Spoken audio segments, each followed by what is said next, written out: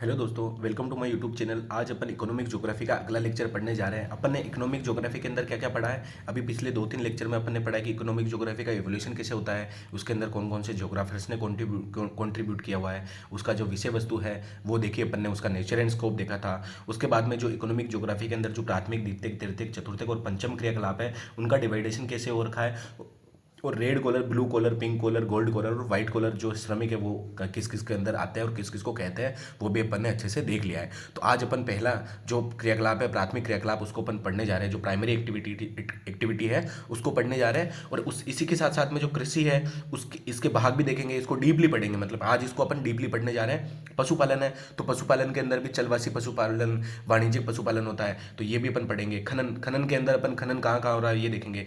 मत्स्य पालन के अंदर अपन क्या होता है कि जैसे ग्रांट बैंक हो गया, जहाँ पे लेब्राडोर और अपनी जो क्या नाम है, जेट स्ट्रीम मिलती है, वहाँ पे ग्रांट बैंक बनता है मछलियों के लिए। तो मत्स्य उत्पादन जहाँ जहाँ होता है, मत्स्य पालन, वो पढ़ेंगे। डागर बैंक कहाँ है वो पढ़ेंगे। जापान कोस्ट और चाइना कोस्ट के अंदर क्या हो रहा है। पेरू को जो कोस्ट है, पेरू के कोस्ट के अंदर मछलियाँ कैसे मर जाती है जब अल नीनो का टाइम आता है। ठीक है, तो वो अपन बिल्कुल एकदम फुल्ली एक्सप्लेन के साथ में पढ़ेंगे कि अल नीनो के टाइम पे पेरू की कोस्ट पे मछलियाँ क्यों मर जाती है, उसका रीजन जानेंगे आज अपन। ठीक है, फिर वानिकी के अंदर अपन देखेंगे कि आर्किटेक्ट सेक्टर कौन कौन से है। वानिकी के अंदर अपन ये जानेंगे, मतलब वानिकी के अंदर अपन वनों से प्राप्त उत्पादों के बारे में देखेंगे। आर्किटेक्ट वे संग्रहण के साथ साथ में अपन देखेंगे कि कौन कौन से ऐसे एरिया हैं जहाँ पे अभी भी जो आर्किटेक्ट जनजातियाँ निवास करती है, जैसे पिग्मी हो गया। ठीक है, उसके बाद में सेमोइड, तुंग, याकूत, युकागीर। ठीक है, तो ये जो जनजातियाँ हैं, अपन एस्किमो के बारे में पढ़ेंगे। तो ये चीज़ अपन प्राथमिक क्रियाकलाप के अंदर आज वैसे तो प्राथमिक क्रियाकलाप के अंदर लोग इतना सा पढ़ाते हैं, जो भी टीचर्स होते हैं वो इतना सा पढ़ाते हैं कि प्राथमिक क्रियाकलाप क्या होता है, इसके अंदर कौन कौन से जो 5 मेजर जो एरियाज हैं वो आते हैं, जो टॉपिक्स है वो आते हैं। यहाँ तक पढ़ा के रेगुलर वर्कर बता के रुक जाता है, लेकिन मैं आज इनको पूरा एक्सप्लेन के साथ में बताऊंगा कि इनके अंदर भी क्या क्या चीज़ें होती है। ठीक है, तो आज अपन शुरू करते हैं प्राथमिक क्रियाकलाप। प्राथमिक गतिविधि सीधे ही प्रकृति पर निर्भर करती है। अपने को पता है कि प्राथमिक क्रियाकलाप में अपन क्या करते हैं, प्रकृति से सीधा सीधा उत्पाद प्राप्त करते हैं और उसको फिर अपने यूज में लेते हैं, और फिर इनको अगर अपन मैन्युफैक्चर के लिए दूसरी जगह पे भेजते हैं तो वो सेकेंडरी क्रियाकलाप कहलाता है। प्रकृति से सीधा वस्तु यानी कि गुड्स का उत्पादन किया जाता है। ठीक है, इसके अंदर के कौन कौन सी चीज़ आती है। पहला आता है कृषि व पशुपालन, दूसरा खनन, तीसरा मत्स्य पालन, चौथा वानिकी, पांचवा आखेट व संग्रहण। इनको रेड कॉलर वर्कर कहा जाता है। आपको ये ध्यान रखना पड़ेगा, और ये ध्यान रखना होगा कि रेड कॉलर वर्कर किसको कहा जाता है, पिंक कॉलर वर्कर किसको कहा जाता है, ब्लू कॉलर किसको कहा जाता है, व्हाइट कॉलर और गोल्ड कॉलर किसको कहा जाता है। यहाँ से क्वेश्चन बनने की संभावना बहुत अधिक होती है। तो प्राथमिक क्रियाकलाप आपको समझ में आ गया। इसके अंदर कौन कौन से लोग, कौन कौन से जो कार्य है वो सम्मिलित होते हैं, ये समझ में आ गया। अब अपन पहला पढ़ते हैं आखेट व संग्रहण।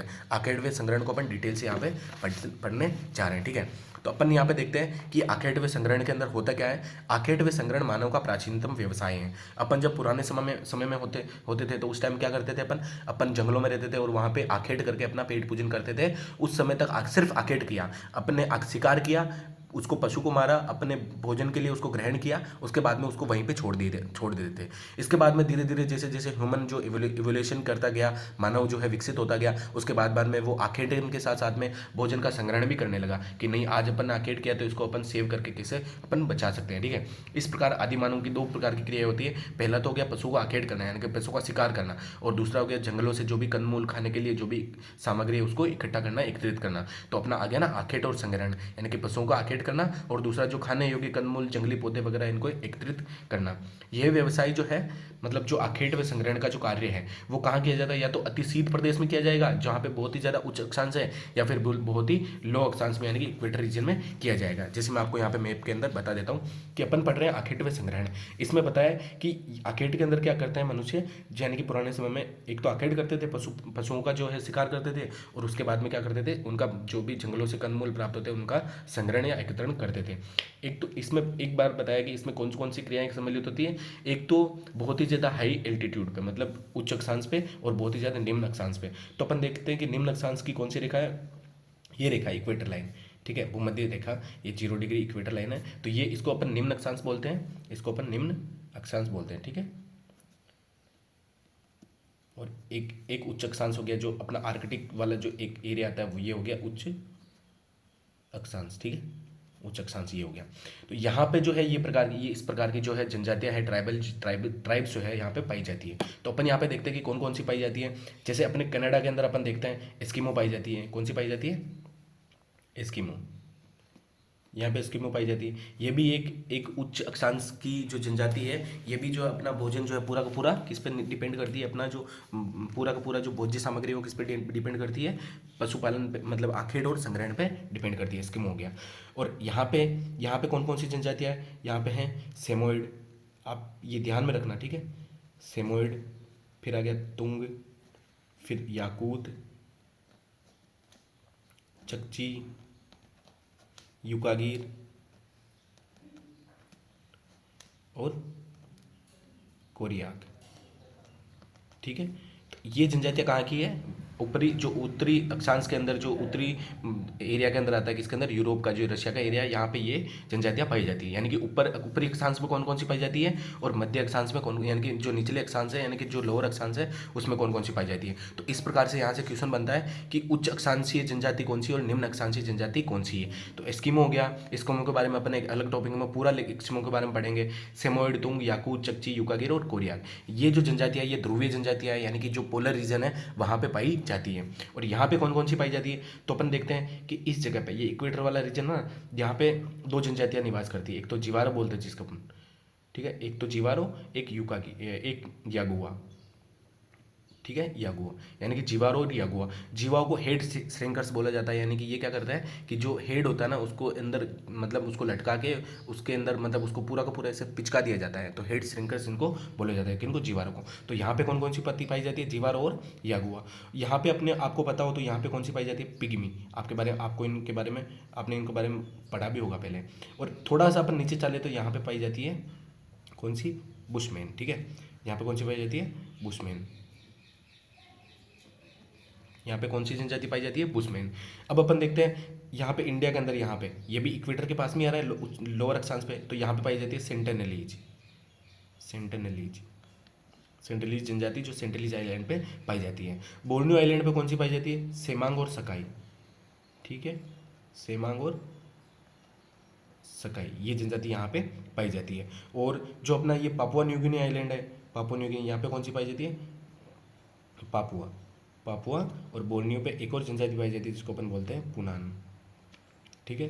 तो ये जनजाति आपको याद में रखनी है कि लोअर अक्षांश की जनजातियाँ कौन सी है और उच्च अक्षांश की जनजातियाँ कौन सी है। तो आपको मैप में अच्छे से समझ में आ गया कि जो इक्वेटर वाली है ये निम्न अक्षांशीय जनजातियाँ हैं, और ये जो उच्च अक्षांश वाली है ये कौन सी है, हाई एल्टीट्यूड वाली, हाई जो लेटीट्यूड वाली है वो उच्च अक्षांश वाली जनजातियाँ कहलाती है, ठीक है। इसमें कौन सी है, एस्किमो, सेमोइड, तुंग, याकूत, चकची, युकागिर और कोरियाक। इसमें कौन सी है, जीवारो और यागुआ। जीवारो को क्या बोला जाता है, हेड सिंकस बोला जाता है, और यागुआ जो कि अपने ये इक्वेडोर इक्वेडोर और जो पेरू है, इनकी जो यहाँ पे एक पूरा का पूरा ये तट है जहाँ पे मारानोन नदी निकलती है। मतलब ये जो अमेजन का जो बेसिन है ना, अमेजन की जो एक सहायक नदी जिसका नाम है मारानोन नदी के किनारे पे बिल्कुल किनारे पे ये जो है ये जनजातियाँ निवास करती है।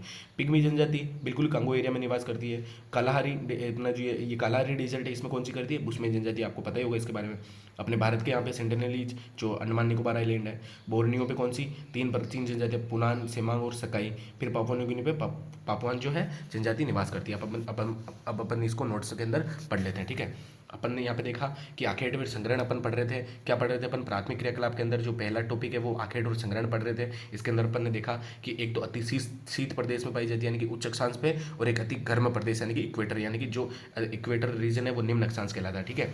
अब विश्व के प्रमुख आखेटक क्षेत्र है। अब देखना इसके अंदर अपन ने देखा कि कनाडा के अंदर कौन सी है, जो टुंड्रा और टेगा रीजन है वहाँ पे कौन सी है, कनाडा का भी टुंड्रा और टेगा रीजन, और यूरोप का भी टुंड्रा और टेगा रीजन में वो जनजातियाँ पाई जाती है। पहले अपन ने देखा एस्किमो जो कहाँ पे पाई जाती है, यहाँ पे इस जगह पे पाई जाती है, ठीक है। अपन ने देखा नॉर्थ साइबेरिया, यानी कि ये जो नॉर्थ साइबेरिया है यहाँ पे कौन कौन सी पाई जाती है, सेमोइड, तुंग, याकूत, चकची, कोरियार, युकागिर, ये जो जनजातियाँ यहाँ पे पाई जाती है, ठीक है।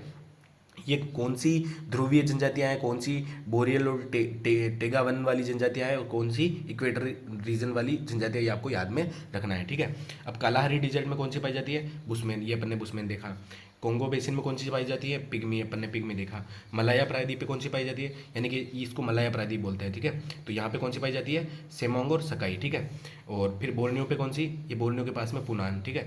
पापुआ न्यू गिनी पे कौन सी, पापुआन, ठीक है। और अमेजन बेसिन जो यहाँ पे जीवारो और यागुआ के बारे में मैंने आपको बताया कि मारानो नदी पे जिसको अपन जीवारो को क्या बोलते हैं, सुआर के नाम से भी जाना जाता है इनको। तो आज अपन ने क्या पढ़ा, आज अपन ने ये पढ़ा है कि आर्किटेक्ट जो क्षेत्र है, विश्व के जो आर्किटेक्ट प्रमुख आर्किटेक्ट क्षेत्र हैं उनके बारे में देखा। और जो पहला जो रीजन है आखेडवे संग्रहण, इसका प्राथमिक क्रियाकलाप का आखेडवे संग्रहण, ये चीज़ अपन ने आज पढ़ी। अब अपन कल देखेंगे मत्स्य पालन, कहाँ कहाँ पे मत्स्य पालन हो रहा है, ग्रांड बैंक के बारे में पढ़ेंगे, डांगर बैंक के बारे में पढ़ेंगे, चाइना कोस्ट, जापान कोस्ट, और लास्ट का अपन पेरुवियन कोस्ट देखेंगे जहाँ पे मछलियाँ क्यों मर जाती है एल निनो के टाइम में। वो कॉन्सेप्ट अपन कल समझेंगे। Thank you.